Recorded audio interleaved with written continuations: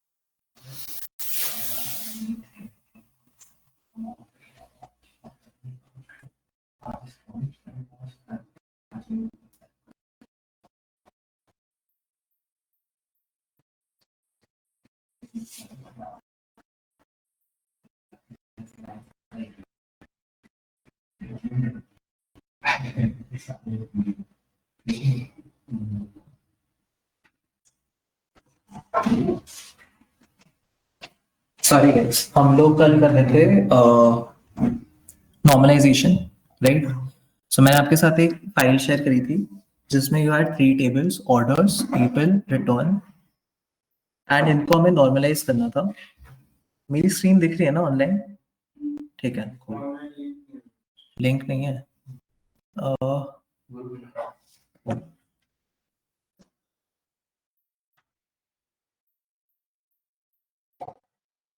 Link कैसे share करूं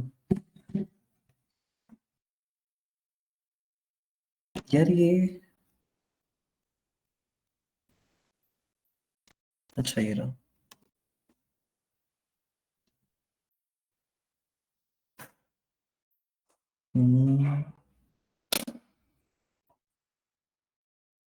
कैसे शेयर करूं? दो, चलो।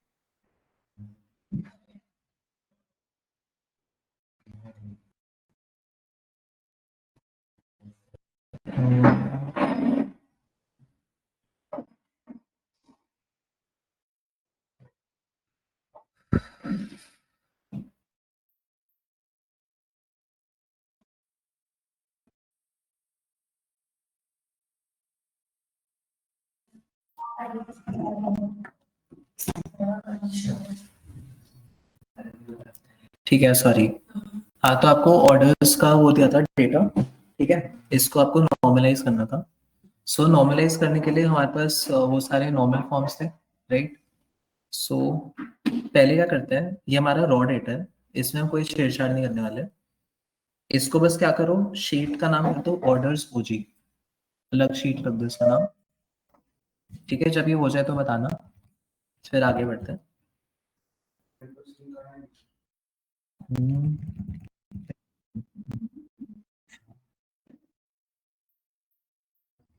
लिंक ही नहीं आया अभी तक।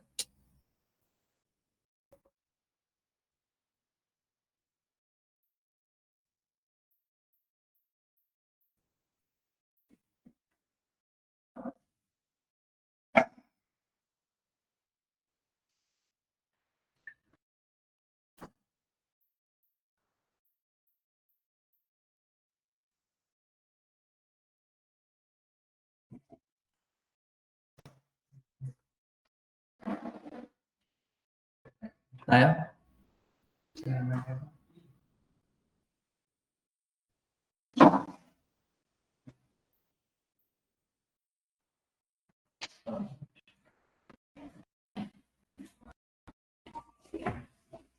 ओके, ठीक है। ऑर्डर्स ओजी बनाया, इसमें से हम डेटा को कर लेते हैं copy into a new sheet. तो एक शीट बना लो 1NF,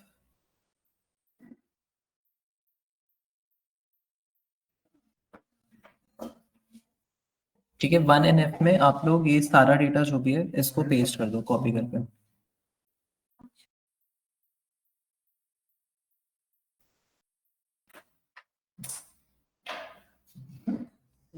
सीक्वेंस वाइज ही करना होगा, या हम कैसे कर सकते हैं 1NF करके, या जैसे मैंने कहा ऐसे रैंडम करके। रैंडम क्यों करना है, कुछ गलत हो गया तो तरीका होता है ना करने का चीजें। हाँ, ऑर्डर्स ओजी वाली शीट में कॉपी करो एंड नई शीट बनाओ 1NF, वहां पे पेस्ट कर देना।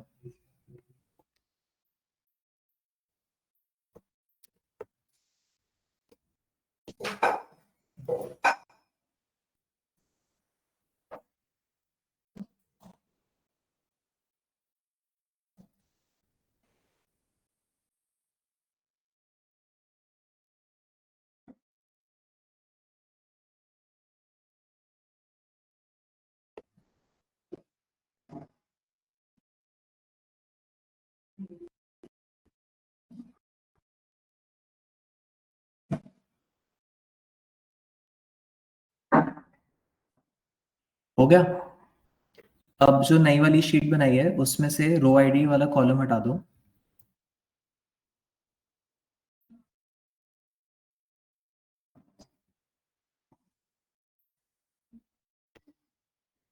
ठीक है, done.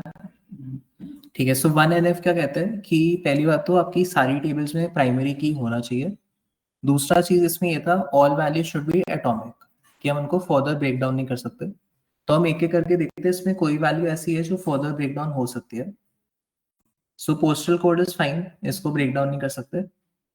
Customer ID is fine, इसे भी ब्रेक डाउन नहीं कर सकते। ऑर्डर आईडी भी ठीक है। प्रोडक्ट आईडी ठीक है, इसको ब्रेक डाउन नहीं कर सकते। ऑर्डर डेट ठीक है, इसको नहीं कर सकते right break down. Ship date is also the same. Ship mode ठीक है। एक आपके पास आएगा customer name column. So customer name को हम लोग कर सकते हैं break down into first name and last name. तो हम दो कॉलम ऐड करते हैं।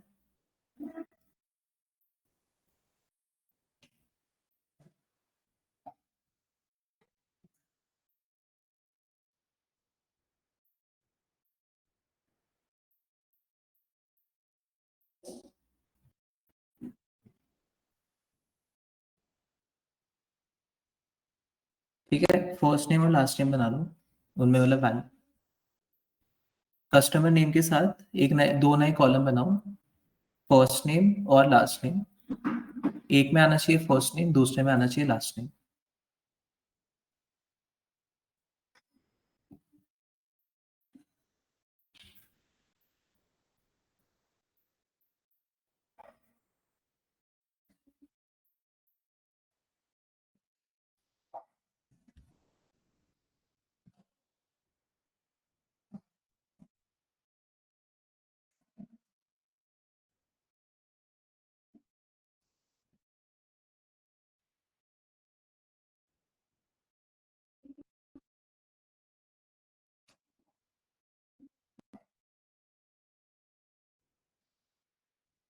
ठीक है, हो गया।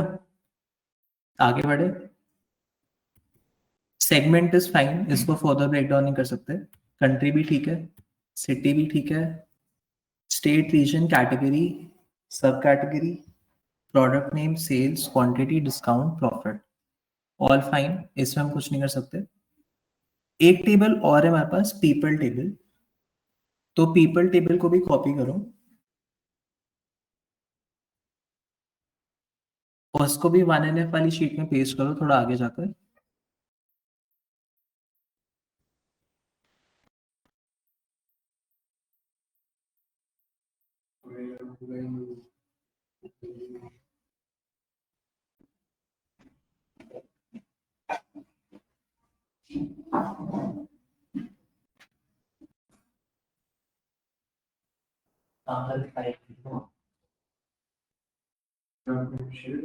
हाँ, वो वाला कौन से folder.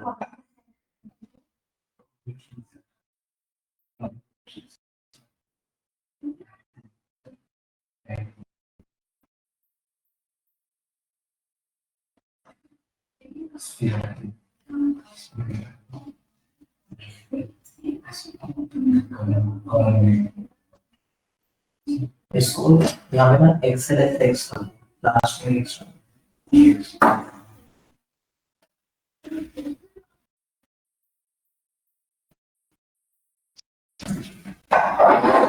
Last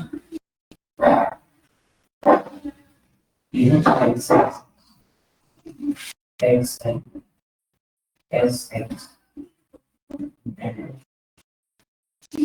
use X.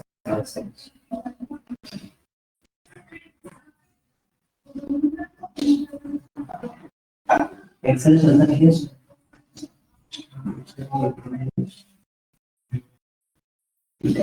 Excel Excel बैठ रहा ऐसे तो काम नहीं है,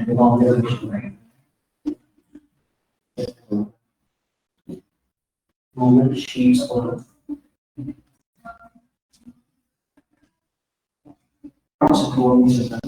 एच में बाकी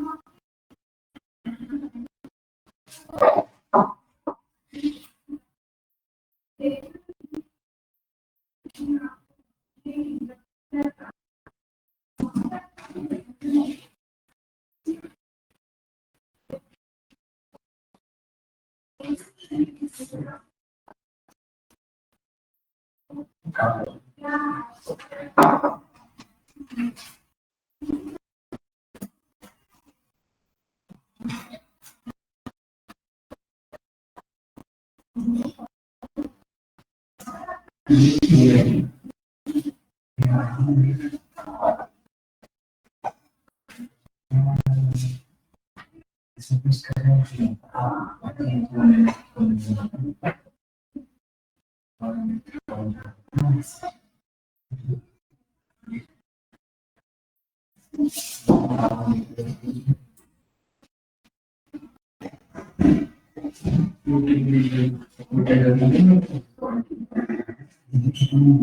बेसिकली आपको इसको कॉपी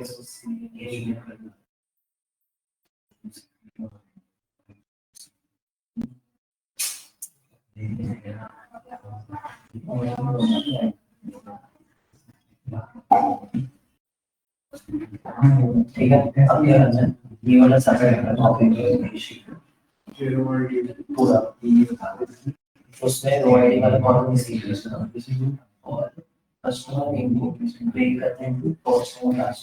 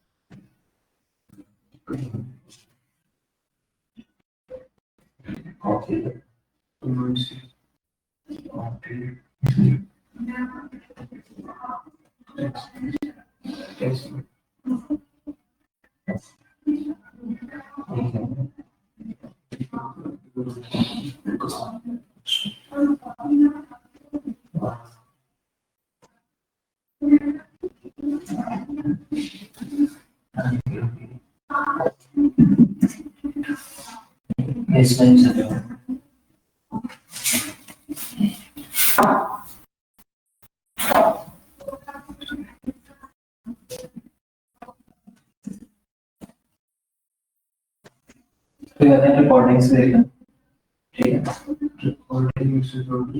रिकॉर्डिंग होगी उससे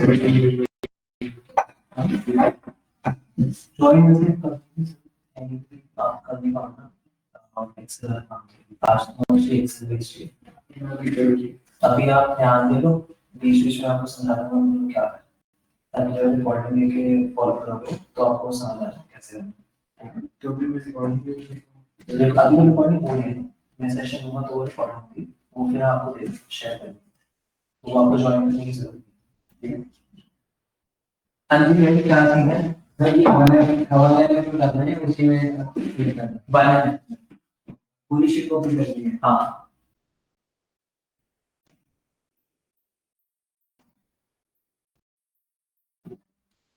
सर कस्टमर नेम वाला हटा देते हैं। हाँ कस्टमर नेम वाला कॉलम हटा दो उसकी जगह फर्स्ट नेम और लास्ट नेम रख लो।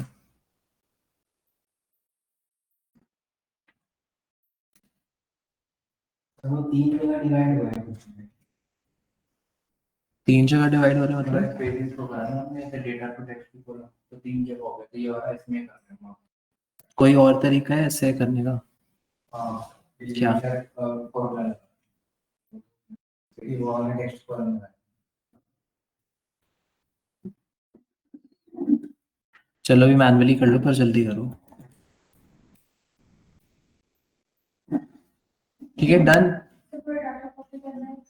डेटा कॉपी करा 1NF वाली शीट में रो आईडी वाला कॉलम हटाया उसके बाद कस्टमर नेम को फर्स्ट नेम और लास्ट नेम में ब्रेक डाउन करना है। उसके बाद हमें लाना है पीपल वाली टेबल का डेटा।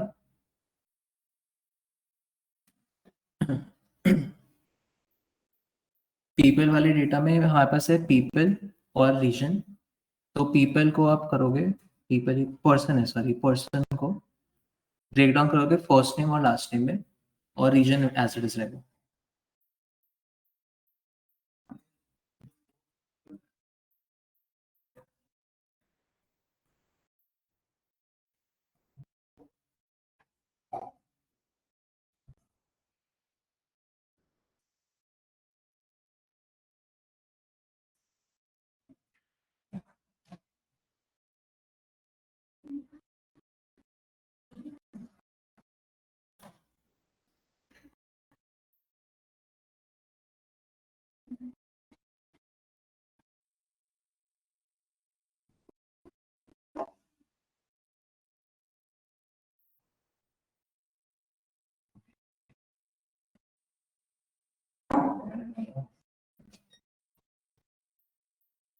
ठीक है, बढ़े आगे।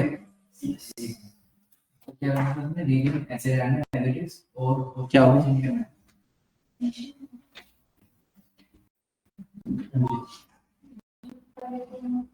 रीजन नहीं, जो दूसरा ये पीछे वाली टेबल, ठीक है, ये कॉपी कर फाइनल अपने जॉब्स को लेकर आगे भी पेस्ट करो।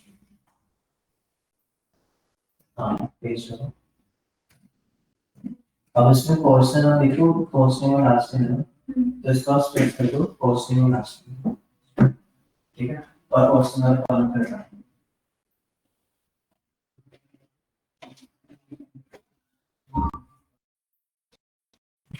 ये नेम वाला होगा, फिर उसके बाद पीपल वाली टेबल लो। पीपल में पर्सन कॉलम को ब्रेक डाउन करो into first name and last name.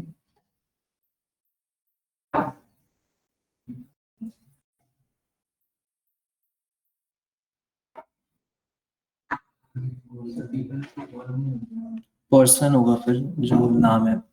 People table में जो पीपल वाला जो टैब है,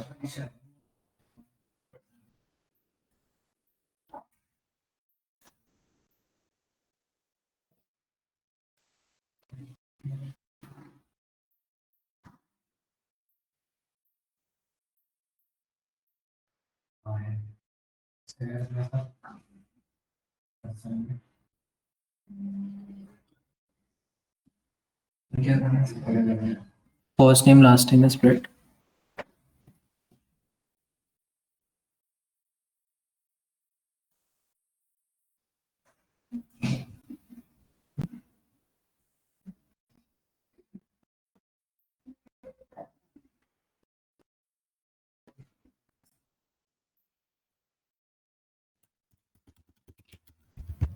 हो गया?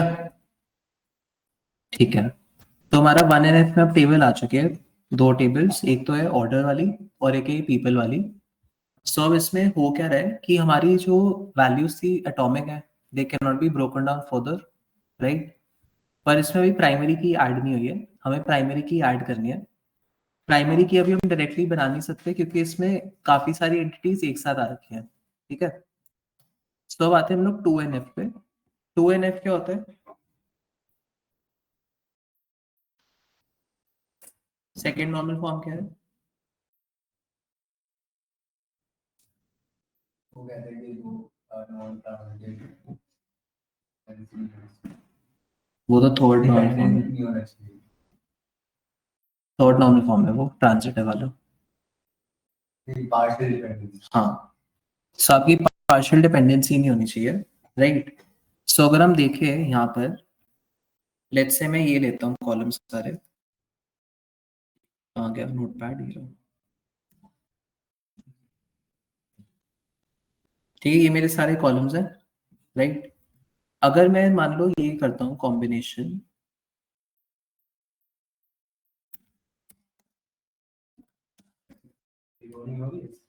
हाँ उधर ही पड़ा, राइट। सो अगर मैं ये लेता हूँ कॉम्बिनेशन फील्ड्स का, ये मेरे एट्रीब्यूट्स हो गए, और मैं कहता हूँ प्रोडक्ट नेम।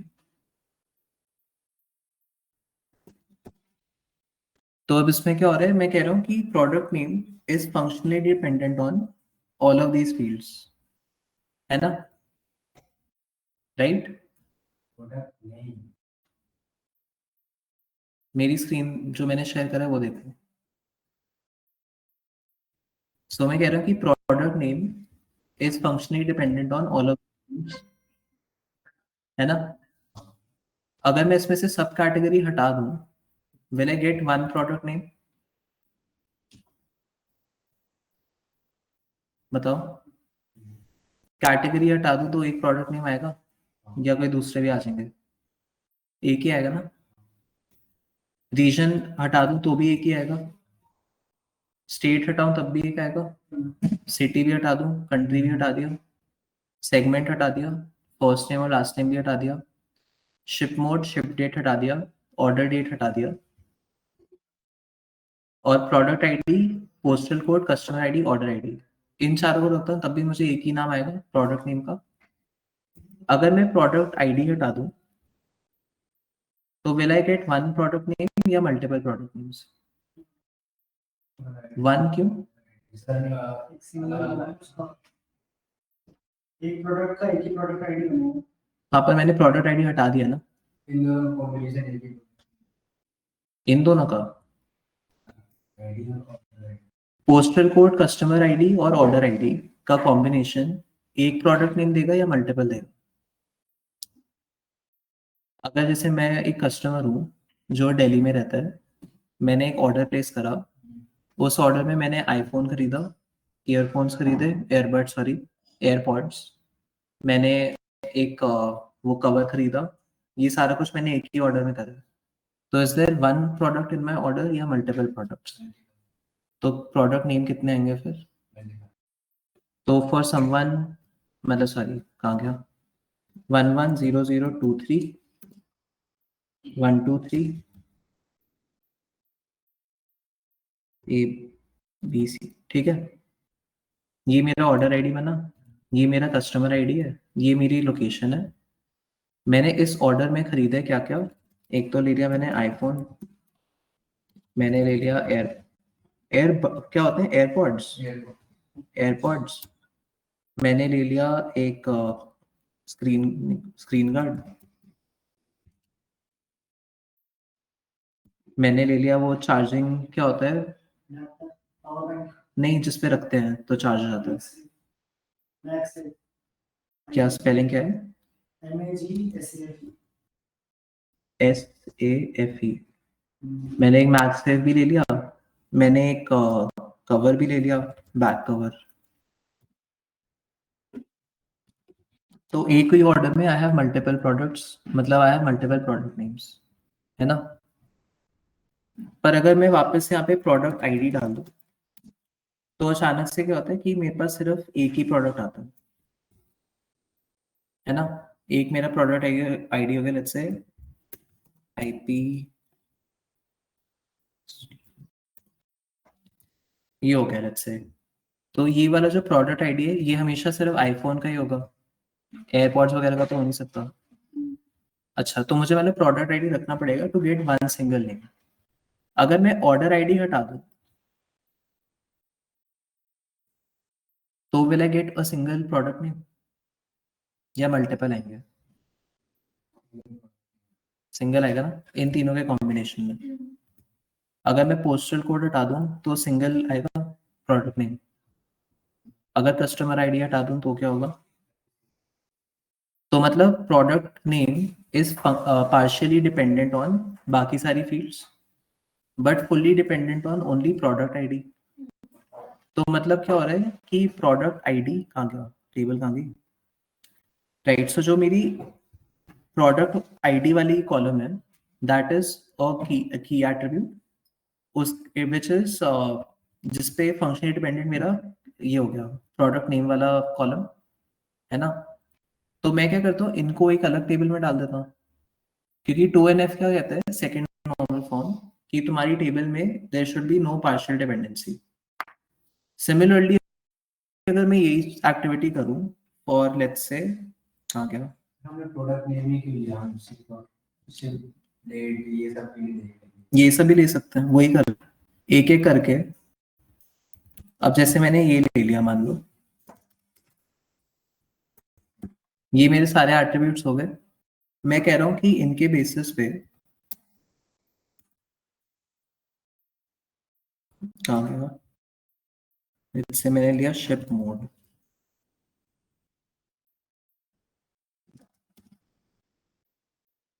तो शिप मोड अगर मैं प्रॉफिट की वैल्यू हटा दूं मुझे एक शिप मोड मिलेगा, बताओ बताओ।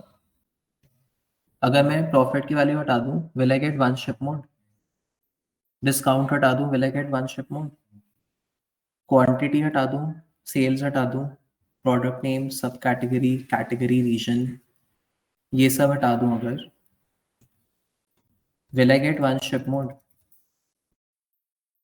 प्रोडक्ट आईडी हटा दूं एक शिप मोड मिलेगा, ऑर्डर आईडी हटा दूं एक शिप मोड मिलेगा, क्यों नहीं? बताओ, मल्टीपल या single ship mode?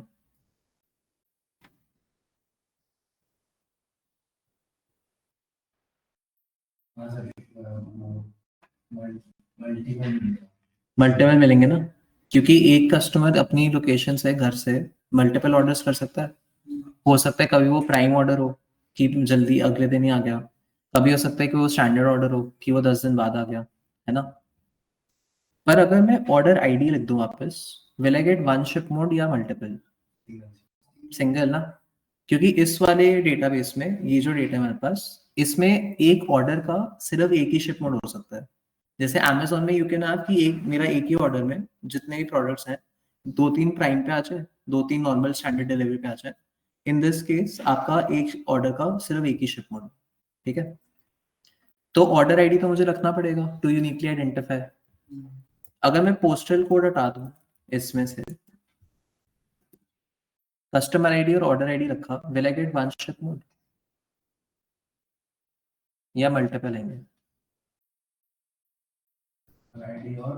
Order ID रखा मैंने, अगर सिंगल आएगा ना। अगर मैं कस्टमर आईडी भी हटा दूं, will I get a single ship mode? Single आएगा। तो that means that ship mode is partially functionally dependent on all of these other columns except for order ID. Ship mode is fully functionally dependent on order ID. तो मुझे क्या करना पड़ेगा, एक अलग table बनानी होगी जिसमें ऑर्डर आईडी आ रहा है और शिप मोड आ रहा है। तो ऐसे ही हम लोग एनालाइज करेंगे कि कौन कौन से फील्ड्स हैं which are fully functionally dependent on each other and which are partially dependent. Partially dependent है तो हम उनको ब्रेक डाउन कर देते हैं, ठीक है। तो मैं 2NF वाली शीट पे आया, एक नई शीट बनाओ 2NF।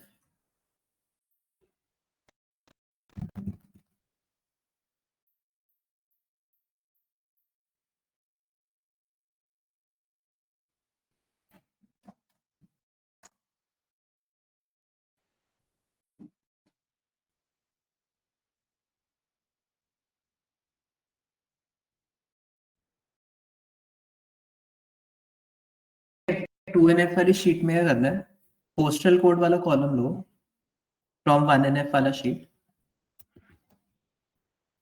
सो पोस्टल कोड,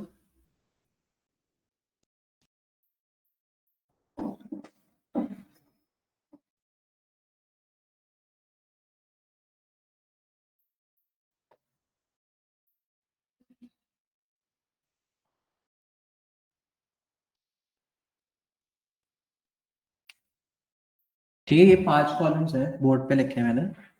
इनको कॉपी करो फ्रॉम द 1NF वाली sheet, paste them together in 2NF वाली शीट, और फिर इन सब पे रिमूव डुप्लीकेट लगा दो,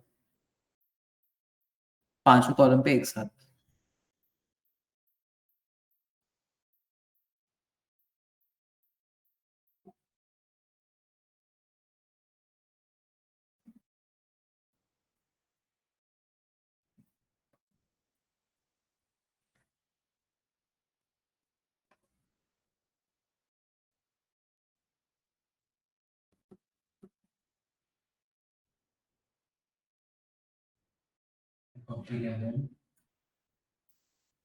क्या करें, रिमूव डुप्लीकेट, पांचों कॉलम्स पे एक साथ रिमूव डुप्लीकेट।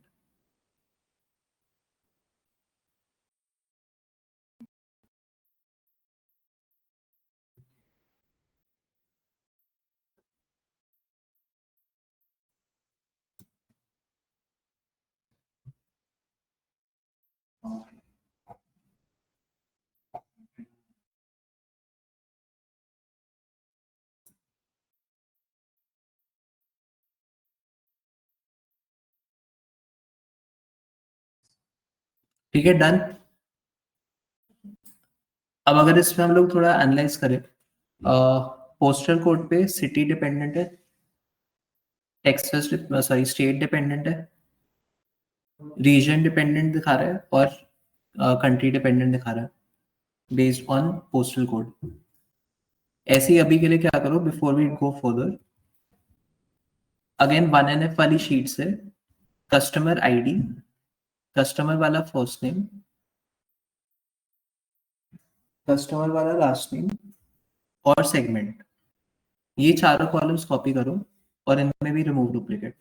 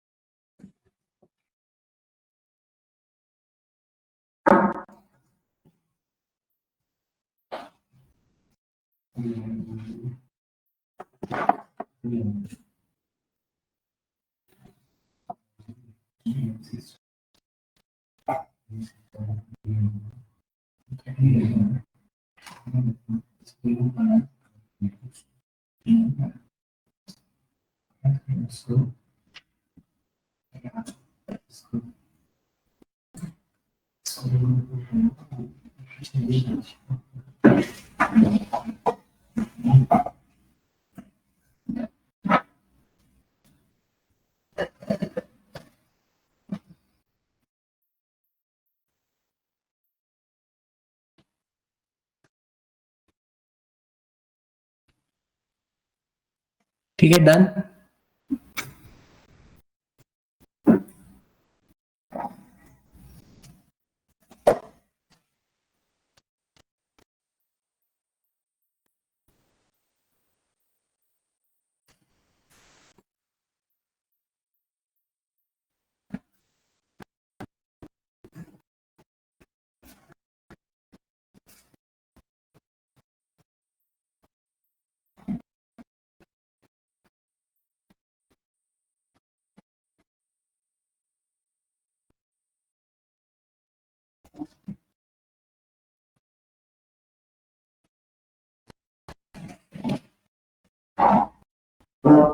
हो गया, ठीक है। अभी इसमें दोबारा डिग इन करने से पहले एक और करते हैं काम।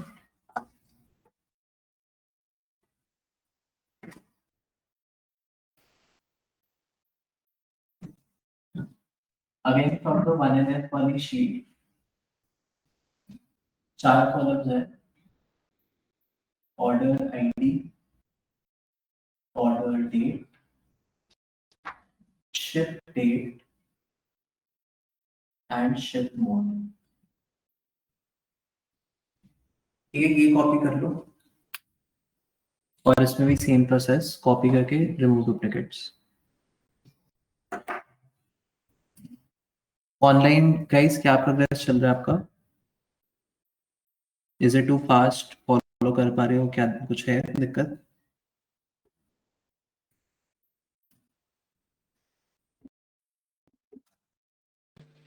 No, sir. ओके,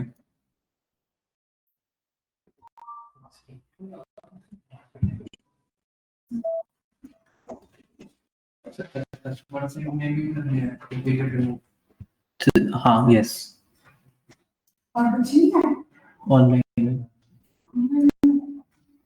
एक मैम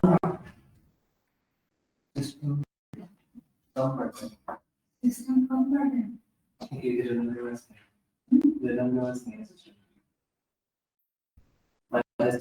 नाक नहीं चल रहा। और माइस्क्रीन इंस्टॉल तो ये लगा इसमें एक्सेल नहीं चलता, ये तो मैं वैसे ही एक्सेल नहीं चलता इसमें। मैंने ऑर्डर दिया है 5 से एक बार ऐसे शार्ट से कनेक्ट करवा दो, वो भी कहते हैं कि इनको पता है नाक का करो शायद एक बार कोऑर्डिनेट कर लो प्रोसेस होगी। मैं को बोलता हूँ कि कल को आएंगे इंशाल्लाह। इन लोगों को बोल दिया कल को आएंगे दे दिया। हाँ मतलब 4 से देखते हैं अभी क्लास कोऑर्डिनेट करते हैं। हाँ जी गाइस, क्या कर रहे थे हम लोग? ऑर्डर सारे टेबल से डुप्लीकेट आता है। हाँ जी,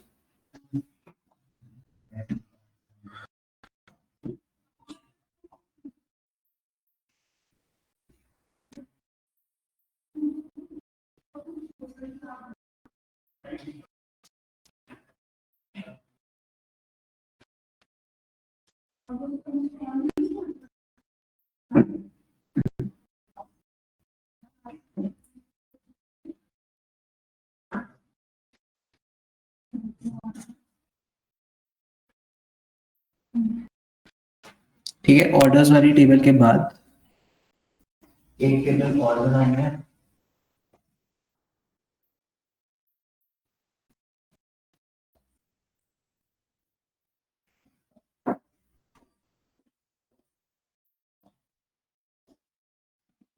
विशाल सर भी ना अभी क्लास में है, तो कल करवा देंगे आपके लैपटॉप में ना, बाकी और सिस्टम्स में मंगवाए देंगे।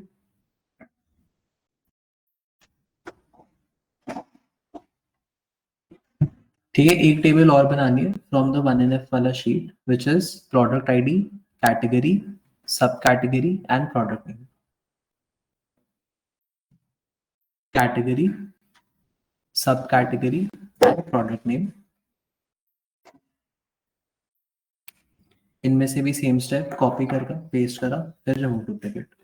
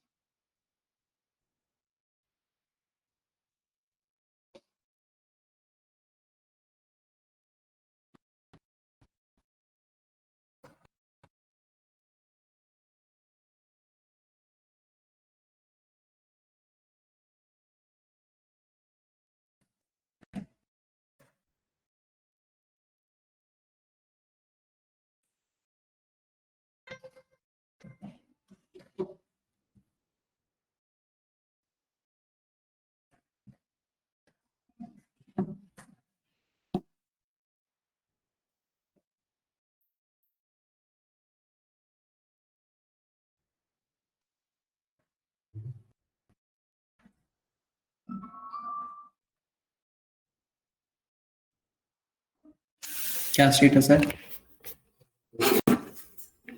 क्या हो गए? सारे हो गए?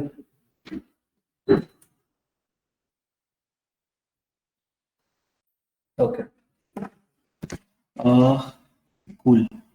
अब इनको थोड़ा सा डीप डाइव करते हैं, इसमें हो क्या है। So we have postal code. एक पोस्टल कोड मेरा एक सिटी को डिफाइन कर रहा है, ठीक है। एक सिटी मेरे एक स्टेट में है, पर स्टेट आप देखोगे मल्टीपल टाइम्स आ रहे हैं, है ना। तो पर जब भी मैं एक सिटी की एंट्री डालूंगा अपनी टेबल में, उसके साथ एक स्टेट भी आएगा, है ना। और अगर मैं एक सिटी को हटा रहा हूँ तो मतलब बेसिकली मैं इस पूरी रो को ही हटा रहा हूँ। ऐसा नहीं कि मैं सिर्फ सेल में से वैल्यू हटा रहा हूँ, मैं पूरी रो को ही हटा दूंगा, ठीक है। Coming on to region. अब रीजन इज समथिंग जो हम खुद के हिसाब से सेट कर रहे हैं, है ना। हम अपनी अंडरस्टैंडिंग के हिसाब से जो हमारा पूरा क्या कहते हैं डेमोग्राफिक है या जो भी बोलते हैं इसको, कि हमारा जो पूरा एरिया है, राइट, हम उसको डिवाइड कर रहे हैं so that we can easily analyse it, right. तो अब इसको एनालाइज करने के लिए हमने ये रीजन वाला पार्ट खुद से बनाया है। एंड रीजन आप देखोगे बहुत बारी रिपीट भी कर रहा है, ठीक है। तो अब प्रॉब्लम क्या होती है, लेट्स से कि हम रीजन को इसी टेबल में मेंटेन करते हैं, ठीक है। एंड कल को ऐसा होता है कि हमने लेट्स से अभी हमने एक नया रीजन बनाया नॉर्थ का, जिसमें there is one state only, one city, ठीक है। तो नॉर्थ का एक ही एंट्री होगी फॉर दैट वन सिटी। तो हम लोग ये कह रहे हैं कि नॉर्थ में हमारे ऑपरेशंस हैं, पर अगर मैंने उस सिटी को डिलीट कर दिया कि अब मुझे वो सिटी में काम नहीं करना, बट वी स्टिल वांट कि हमारा नॉर्थ का कोई कैटेगराइजेशन आए, राइट? तो क्या होगा, यहाँ पे तो नॉर्थ हट गया, तो नॉर्थ मेंटेन नहीं होगा कि हमारे सिस्टम में नॉर्थ भी होता है। समझ आया कॉन्सेप्ट, है ना? तो मुझे कुछ तरीका निकालना होगा कि ऐसी चीज जो मेरे पोस्टल कोड से रिलेटेड नहीं है डायरेक्टली, जो हमने खुद से बनाया है, it is a bit unrelated, right? इसको मैं अलग कहीं ले जाऊं, ओके, अलग किसी टेबल में रख दूं। कमिंग ऑन टू कस्टमर्स वाली टेबल, कस्टमर्स वाली टेबल में भी आप देखोगे कस्टमर आईडी, उसके बेसिस पे फर्स्ट नेम और लास्ट नेम चेंज हो रहा है ना? पर जो सेगमेंट की वैल्यू जो अगेन हमारी खुद की वैल्यूज है, सेगमेंट कोई कंज्यूमर फिल इन नहीं करता, वो हमने उन्हें सॉरी जो कस्टमर है वो फिल इन नहीं करता, हम उनको कैटेगराइज करते हैं कि ये वाले जो लोग हैं, जो जैसे मान लो जो इंडिविजुअल लोग हैं जो हमसे खरीद रहे हैं वो कंज्यूमर हो गए, जो ऑफिस वाले लोग हैं वो हो गए हमारे कॉर्पोरेट वाले लोग, है ना? ऐसे ही होम ऑफिस एक और सेगमेंट हो गया। तो ये चीज हमने खुद से बनाई है। अब ऐसे ही मान लो हम कहते हैं कि there is another segment retail for example, right? There is only one customer in retail right now, but then कुछ दिन बाद वो कस्टमर कहता है कि नहीं भैया मुझे नहीं होना, तो वो हट जाता है। अगर मैं सेगमेंट रिटेल को यहीं पे स्टोर करूंगा, राइट, अगर वो कस्टमर हट गया तो वो रिटेल वाला भी पार्ट हट गया। पर रिटेल में हमारे ऑपरेशंस है, हमारे पास रिटेल का भी एक कैटेगराइजेशन है, हमें वो भी मेंटेन करनी है कि हमारे पास एक रिटेल टाइप की भी चीज होती है, ठीक है? तो it's not safe to keep segment over here, क्योंकि सेगमेंट अगर एक मान लो कोई कस्टमर डिलीट हुआ तो मेरा पूरा का पूरा सेगमेंट ही उड़ जाएगा, पॉसिबिलिटी है। Coming on to orders table, order ID के हिसाब से ऑर्डर डेट और शिप डेट मेरी एक ही आ रही है, ठीक है? ये कॉम्बिनेशन मेरा यूनिक है। ऐसा हो सकता है कि एक दिन में मल्टीपल ऑर्डर्स ऑर्डर हो, ऐसा भी हो सकता है कि एक दिन में मल्टीपल ऑर्डर शिप हो, बट एक दिन में एक ऑर्डर जो प्लेस हुआ एंड देन शिप हुआ, वो सिर्फ एक ही बार ही होता है ऐसे, ठीक है? And coming on to this ship mode, again ship mode is something जो हमने खुद से बनाया है, ये हमारा खुद का कंस्ट्रक्ट है। तो ये चीज चाहे कोई ऑर्डर करे ना करे, स्टैंडर्ड क्लास हमारे पास होता है, राइट? ये स्टैंडर्ड क्लास का ऑप्शन है। जैसे ये हो सकता है कि आप किसी रेस्टोरेंट में जाते हो, वहां पे वो कोई एक लेट्स से कोई मेन्यू आइटम बनाते हैं जो कोई नहीं खरीदता, पर इसका मतलब ये नहीं है ना कि वो बनाते ही नहीं है, राइट? अगर आप उनका डेटाबेस में देखोगे, ऑर्डर्स में देखोगे, तो हो सकता है कि उसमें है कि किसी ने कभी ऑर्डर करा ही नहीं, पर उनका जो मेन्यू है उसमें तो वो होगा आइटम, क्योंकि वो एग्जिस्ट करते हैं, ये लोग बनाते तो हैं, राइट? सिमिलरली स्टैंडर्ड क्लास या शिप, कोई भी शिप मोड हो गया, शिप मोड्स हमारे उसमें एग्जिस्ट करते हैं, बट हो सकता है कि कोई शिप मोड कभी यूज हो ही ना। अगर हम शिप मोड को अपने ऑर्डर्स टेबल में ही स्टोर करेंगे, देयर इज अ चांस कि अगर एक ऑर्डर का रिकॉर्ड मेरा डिलीट हो जाता है तो वो पूरा का पूरा शिप मोड ही गायब हो जाए, राइट?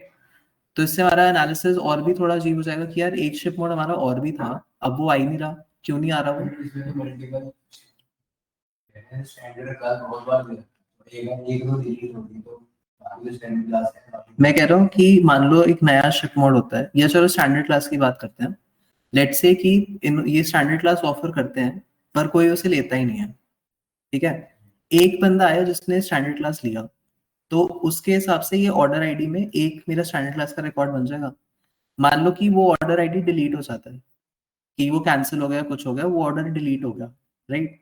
तो मतलब हमारे जो ऑफरिंग है उसमें से स्टैंडर्ड क्लास भी डिलीट हो गया, क्योंकि हम लोग स्टैंडर्ड क्लास को स्टोर कहाँ कर रहे हैं, विद ऑर्डर्स, राइट? पर स्टैंडर्ड क्लास ऐसी चीज है जो रहती है चाहे वो हो या ना हो, है ना? मतलब जैसे एक अगेन एक प्रोडक्ट है जो एक कंपनी ऑफर करती है, उसे कोई खरीदे या ना खरीदे वो प्रोडक्ट तो रहता ही है, right? So ship mode is also something जो हम ऑर्डर्स के साथ स्टोर नहीं कर सकते ऑर्डर्स टेबल में, okay? Coming on to products वाली table, so in the products वाला table we have product ID, category, sub category and product name. तो अब मान लो अगेन एक हाइपोथेटिकल एग्जांपल, ऑफिस सप्लाईज और पेपर का एक ही प्रोडक्ट है, पर लेट्स से कल को ये जो वेंडर है, सुपर स्टोर है, वो कहते हैं कि यार मुझको ये वाला प्रोडक्ट नहीं बेचना, जो ये मैसेज बुक वायर बाउंड आ रहा है मुझको अब ये नहीं बेचना। तो ऑटोमेटिकली क्या होगा कि उनके ऑफरिंग्स में से ऑफिस सप्लाईज और पेपर की जो कैटेगरी आती है, जिससे हम लोग अमेजोन पे जाते हैं, उसमें हमें दिखता है ना कि क्या क्या कैटेगरीज हैं।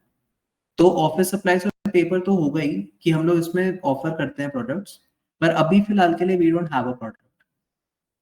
पर अगर मैं इसको प्रोडक्ट्स में ही स्टोर करके रखूंगा, तो if I delete one product, तो वो पूरा जो मेरी सब कैटेगरी डिलीट हो जाएगी, है ना। तो इसलिए मुझे कैटेगरी और सब कैटेगरी दोनों को I have to store in a different table, right. समझ आ रहा है? फॉलोइंग? ठीक है। Coming to the last part which is managers वाली टेबल। तो मैनेजर्स वाली टेबल में मेरा फर्स्ट नेम आ रहा है, लास्ट नेम आ रहा है, रीजन आ रहा है। अब अगर मानो मैंने एक मैनेजर को डिलीट कर दिया, डज दैट मीन कि बेस्ट हमारे पास रीजन है ही नहीं? कल का टाइमिंग 2 से 4:30 विशाल सर, विशाल से, ठीक है। एक्सेल वाली को ले रहे हो आप? दोनों का ही है, प्रोजेक्ट्स है, सबको 2 से 4 बुलाया है, अच्छा, ठीक है। ठीक है। बोल देना जो ये बच्चे ऑनलाइन है ना, इनको ही बोल देना, बाकी ग्रुप पे ना मैसेज आ रहा। आप ग्रुप में ऐड हो गए? ग्रुप में नहीं ऐड हो गए? मैं तो बात नहीं ग्रुप में ऐड। ठीक है। सो मैनेजर्स में we have first name, last name and region. अगर मैं एक मैनेजर को डिलीट करता हूँ, तो डज दैट मीन कि वेस्ट रीजन हमारे पास है ही नहीं? वेस्ट रीजन तो रहना चाहिए ना। पर अगर मैंने यहाँ, अगर रीजन को मैंने पूरे डेटाबेस में यहीं पे स्टोर करा है, तो फिर दिक्कत क्या होगी कि ये डिलीट हो गया, तो मतलब वेस्ट रीजन गायब है ना। सो अगेन मुझे रीजन को अलग से कहीं स्टोर करना पड़ेगा। So we come to third normal form which is your, क्या क्या क्या था थर्ड नॉर्मल फॉर्म, क्या कहता है? ट्रांजिटिव डिपेंडेंसी नहीं होनी चाहिए, फंक्शनल डिपेंडेंसी नहीं होनी चाहिए। तो ट्रांजिटिव डिपेंडेंसी का मतलब क्या हुआ? अगर मैं कहता हूँ एना, ठीक है, एना अगर एना एंड रेडी को, सॉरी एंड रेडी वाली वैल्यू को स्पेसिफाई करती है, एंड रेडी अगर वेस्ट को स्पेसिफाई करती है, that means that Anna also specifies west, है ना, यूनिकली।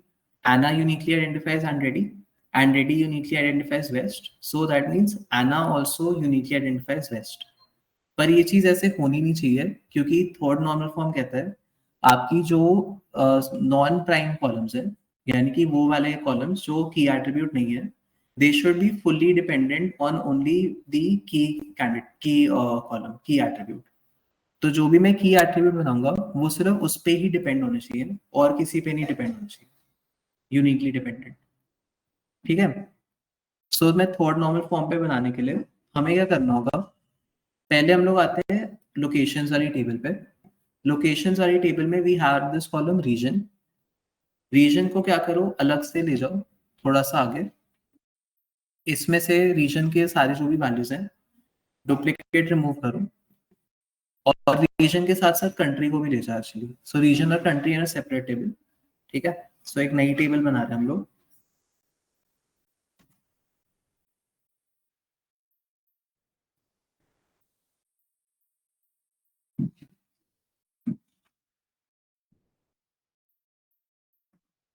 एक नई टेबल बना रहे हैं व्हिच इज रीजंस।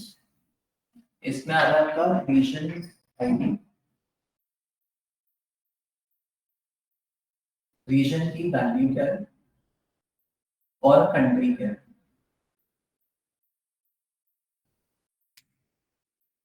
ये सब लोकेशन सारी टेबल से रीजन हटाना है, और इंस्टेड ऑफ रीजन हम डालेंगे reason ID.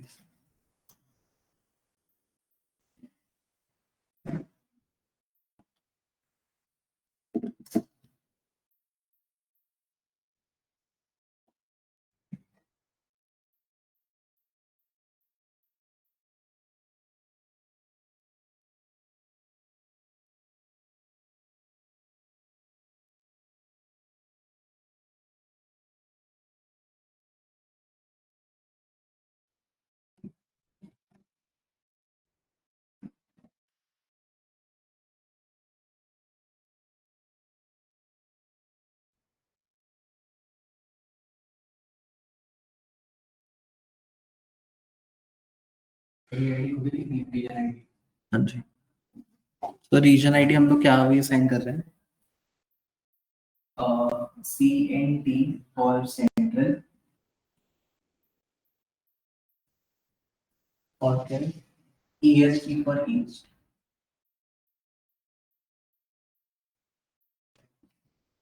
WST for west.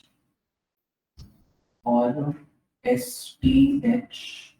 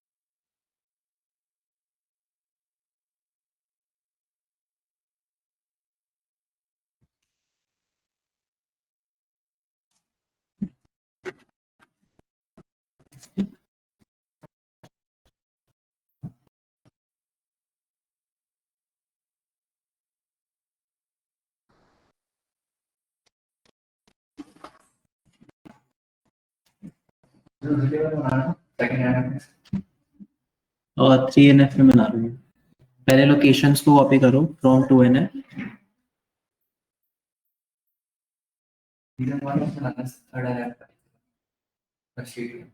हाँ, पहले लोकेशंस वाली कॉपी करो, ठीक है। उसमें से फिर रीजन वाला कॉलम उठाओ, और सॉरी रीजन और कंट्री, रिमूव डुप्लीकेट्स। फिर ये रीजन आईडी बनाना है, और रीजन आईडी वाले कॉलम को आपको लोकेशंस में भी डालना है। तो जहाँ पे सेंट्रल आ रहा था वहाँ पे CNT आना चाहिए, जहाँ पे ईस्ट आ रहा था वहाँ पे EST and so on.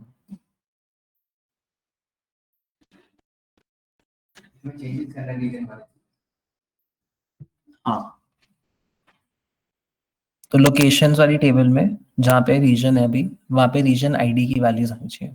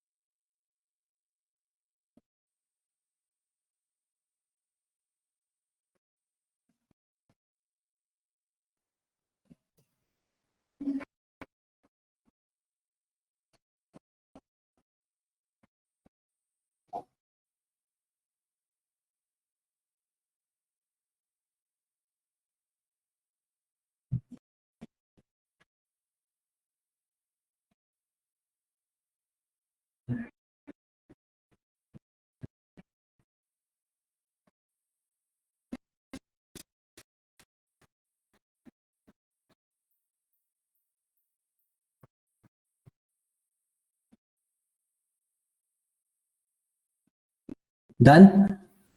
Locational table पे रीजन आईडी डालनी है। हाँ, जहाँ पे पहले जैसे बेसिकली जहाँ सेंट्रल आ रहा है वहाँ पे CNT आना चाहिए, जहाँ पे ईस्ट आ रहा है वहाँ पे EST एंड सो।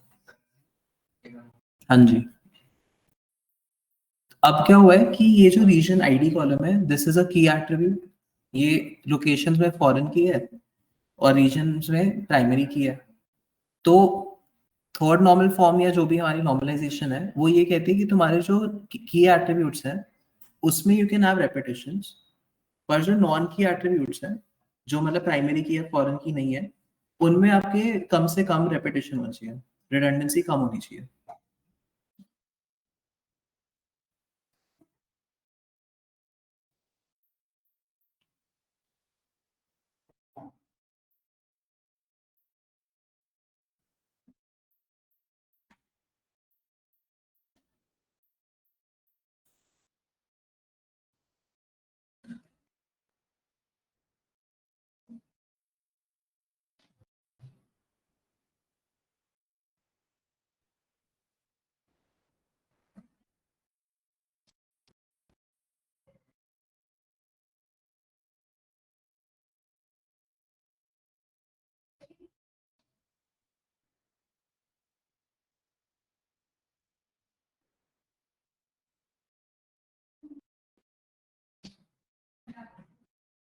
डन।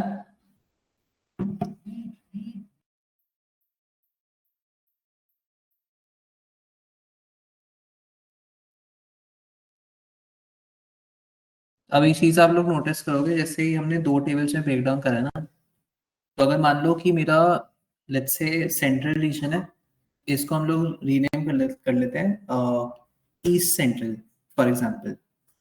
तो मेरा जो ईस्ट सेंट्रल का अपडेट लगेगा वो सिर्फ लगेगा एक सेल में, एज अपोज टू पहले कि मैं इतनी सारी जितनी भी सेंट्रल वाली सेल्स थी उन सब पे मैं अपडेट लगाता, एंड ऑटोमेटिकली जो ये ईस्ट सेंट्रल वाली वैल्यू है, राइट, ये वाली value would reflect in my reports as well. तो हम देखेंगे कैसे वो डीक्यूआर का पार्ट होता है। ठीक है, तो अभी थोड़ी देर में I explain how it all comes in together. Before we do that, let's come to products table. So products table में भी हमें क्या करना है, कैटेगरी एंड सब कैटेगरी, इन दो कॉलम्स को हम एक अलग टेबल में ले जाएंगे, क्योंकि there is a lot of redundancy in these two columns. और इसमें we will add a new column sub category ID.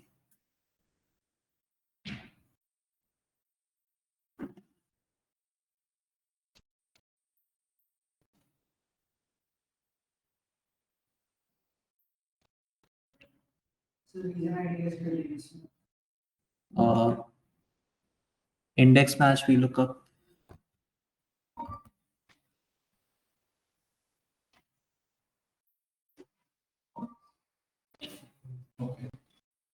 So आपके पास है सेंटर, ठीक है सर, लिस्ट हो जाएगा बेस या कंट्रोल है जो फाइंड करेंगे उससे तो आपको एक ही करनी चार ही है। हाँ चार ही है तो वीलूअप से इजी है। अगर अभी आगे में डालोगे तो sequence. Okay so basically okay यहाँ पे प्रॉब्लम क्या है, वीलूअप है जो पॉइंट मुझे चाहिए वो पहला चाहिए ना, और जिसकी वैल्यू रिटर्न करना है वो इसके पास है। हमारे इसमें region is the second point, हमें चाहिए रीजन की जिसकी वैल्यू रिटर्न करना है तो वीलूअप में हमें यूज करना पड़ेगा इंडेक्स मैच। तो मैंने लिखा इंडेक्स मैच को भी नहीं किया इसलिए मुझे ट्रांसलेट होना फिर मैं लूंगा मैच का मतलब है कि मुझे क्या करना है, मुझे कार्ड मुझे क्या करना है, हाँ मुझे इसकी पोजीशन तो पहले मैं पास करूँ कि मेरे को इस पे करेंगे कौन सी बोलना होगा, ठीक है। मैंने मैच मुझे जानना है आपके भी मेरा ये सेंटर आ गया, जो सेंटर आ गया ये उसका नहीं लेगा सेंटर जहाँ पे है मुझे उसका हाँ ये नहीं करते पर सेंटर में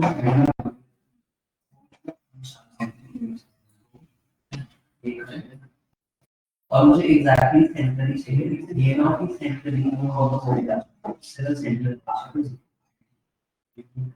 एक वो ये होगा, एक चीज दूसरी चीज मुझे करना है कि मुझे कौन सा प्रोसेस चाहिए। वो मैंने जब सिलेक्ट नहीं किया था H4 से सॉरी A4 से H है ना, मुझे जाना अभी रोल नंबर तो मुझे बताता है कि इस N4 से K से K4 से N से मुझे कौन सी रोल जाना रो की मेरी वैल्यू क्योंकि मुझे भी सेंटर चाहिए। कॉलम मेरा हो गया मुझे से K वाला दूसरे भी मुझे डिवीजन आईडी लिख के आ रहे हैं, तो K आ रहा है तो पहला कॉलम एस सेकंड कॉलम यहाँ ये बना यहाँ पर मेरे पास आ रहा है ठीक है, कैसे आएगा मुझे इसमें ना क्या अगर इसमें से मुझे ढूंढना है, मुझे दूसरी लाइन में इसमें चाहिए ना, मुझे क्या है सेंटर, तो जहाँ पे इसको ये सेंटर की वैल्यू होती है जिसको मुझे उस वाले रो में जाना है इस शेप में इस रो कॉलम जो करते हैं एंड मुझे कॉलम चाहिए पहले तो मैंने ये कॉलम चाहिए जो वैल्यू मुझे वापस चाहिए वो है ये पोस्ट ठीक है, एंड से क्लास डिक्लेयर करते हैं इसको please declare formula drag declare ये करा ये करा ये करा स्कोर्स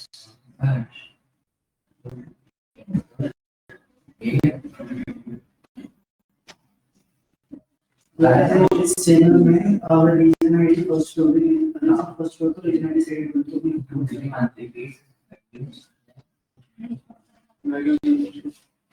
आपका रोल अभी मैं आता हूँ ठीक है इन 10 मिनट्स 10 मिनट करेंगे आपको मेरा सेशन या जो करना है उसका ओवरव्यू ठीक है, so what you can do is recording task सब कुछ आज पे विंडोज का सिस्टम आएगा इसमें बस सीरियल का टोटल जो सीरियल वो शामिल करना है नेक्स्ट पे आता है विंडोज पे विंडोज में उसमें ट्राई करता है जितना बनाना तो आगे में से डाल दिया ठीक है, तो विंडोज का नहीं एक्सेल खोलो एक्सेल में ट्राई टू फॉलो अलोंग मैं समझा रहा हूँ ठीक है, आपको गिव मी 10 मिनट्स। हाँ जी गाइस, क्या स्टेटस है, हो गया? किस बेस पे देनी है सब कैटेगरी सब कैटेगरी आईडी हम रैंडमली बना रहे हैं, तो basically this is your first two letters in upper case.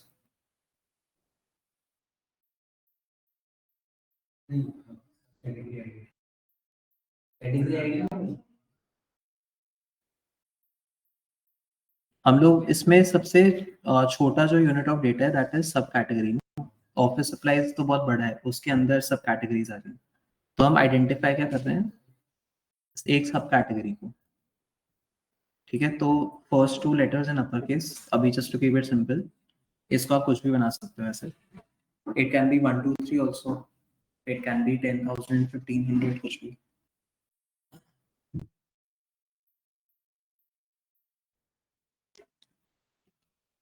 पर अभी के लिए follow this only, first two letters in upper case.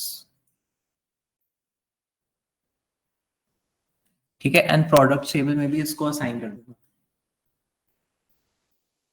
सब कैटेगरी आईडी।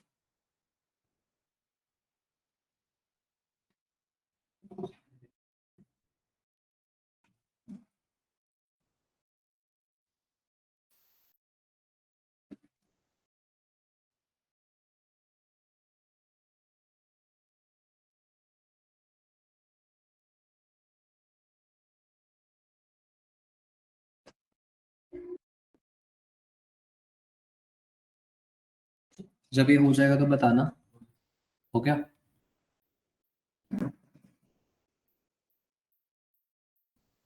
ठीक है, so coming on to your managers वाला टेबल, सबका हो गया राइट, या 2 मिनट वेट करना है?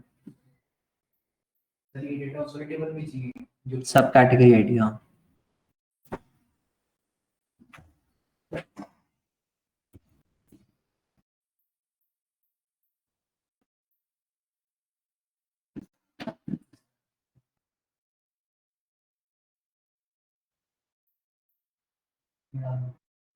तो मैंने पर डाल दिया ऊपर में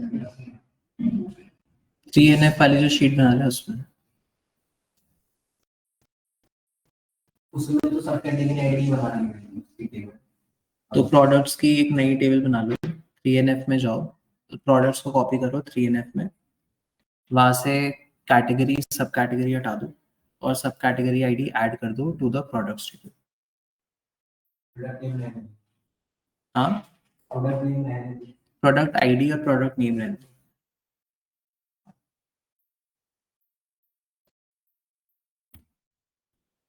हाँ जी।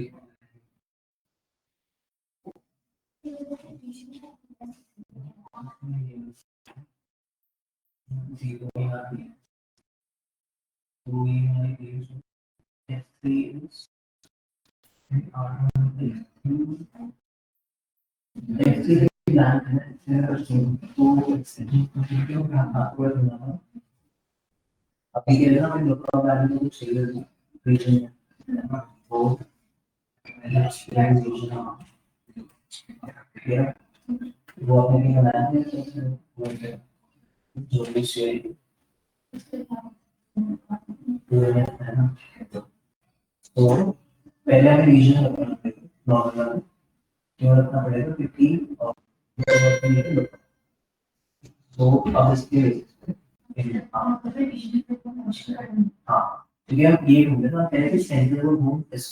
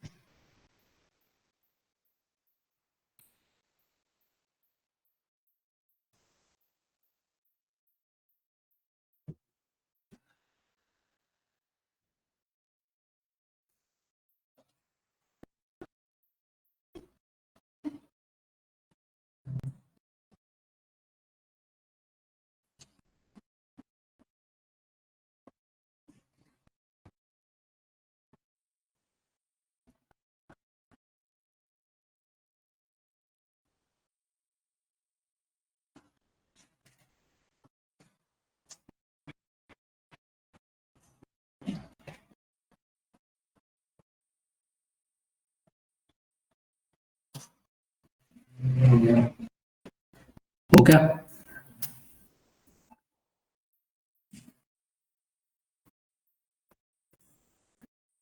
एक काम करो फिर, मैनेजर्स टेबल पे जहाँ पे रीजन कॉलम आ रहा है, रीजन कॉलम की जगह रीजन आईडी लगा दो and assign a manager ID to each manager. So manager ID क्या होगा आपका? और Anna it will be 10648 10,648 for Chuck it will be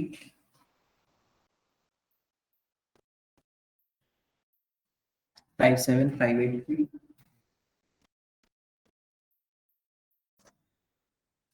Kelly के लिए it will be 59227,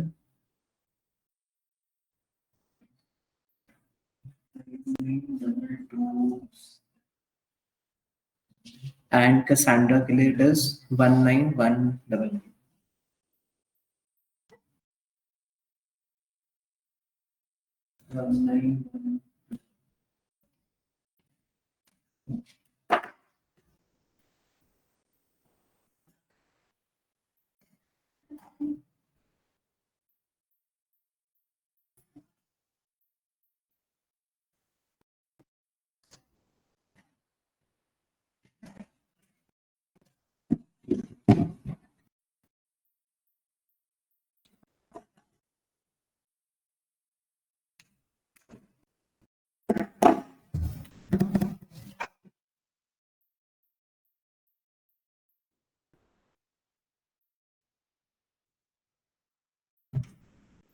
ठीक है, बाकी एक काम करते हैं, वील कंटिन्यू ऑन ट्यूसडे।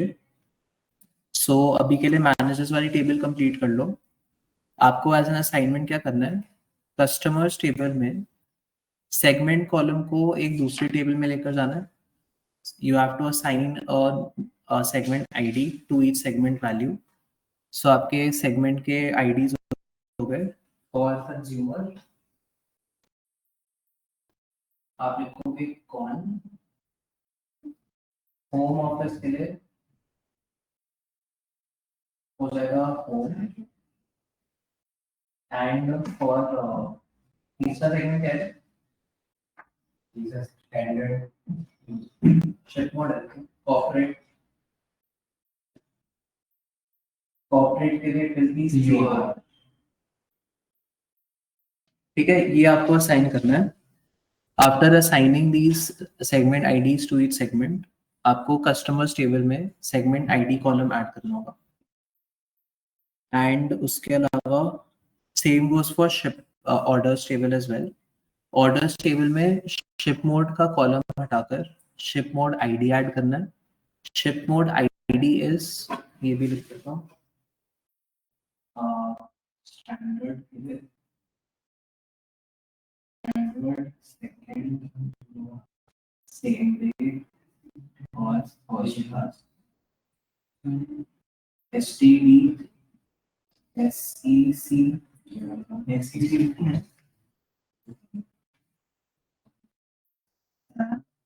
और